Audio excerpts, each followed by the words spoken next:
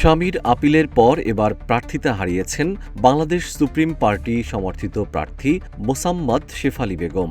কুড়িগ্রাম-৪ আসনের জাতীয় পার্টির মনোনীত প্রার্থী ও শেফালী বেগমের স্বামী KM ফজলুল মণ্ডলের করা আপিলের পর এই সিদ্ধান্ত নেওয়া হয়েছে বলে জানিয়েছে নির্বাচন কমিশন ইসি।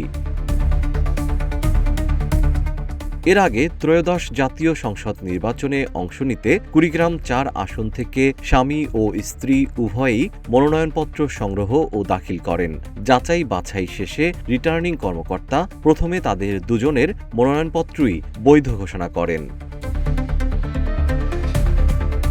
একই আসনে স্বামী ও স্ত্রীর ভিন্ন রাজনৈতিক দল থেকে প্রার্থী হওয়ায় স্থানীয়দের সমালোচনার চাপে স্ত্রী শেফালী বেগমের প্রার্থিতা বাতিলের আপিল আবেদন করেন স্বামী ফজলুল মণ্ডল।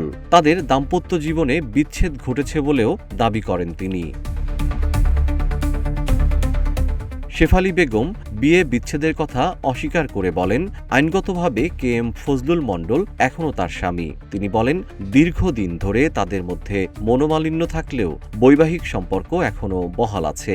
আপিলে শেফালী বেগমের বিরুদ্ধে অভিযোগ করা হয়, তিনি সরকারি প্রতিষ্ঠান থেকে শিক্ষকতা ছেড়েছেন প্রায় 1 বছর হয়েছে। নিয়ম অনুযায়ী সরকারি চাকরি ছাড়ার 3 বছরের মধ্যে নির্বাচন করা যায় না। 14 জানুয়ারি রাজধানীর আগারগাঁওয়ে নির্বাচন ভবনে অনুষ্ঠিত আপিল শুনানিতে শেফালী বেগমের মনোনয়নপত্র বাতিল ঘোষণা করে ইসি। ইসি সূত্র জানায়, শেফালী বেগম সরকারি চাকরি থেকে অবসর নেওয়ার পর নির্ধারিত 3 বছর পূর্ণ না হওয়ায় তার মনোনয়নপত্রটি বাতিল হয়েছে।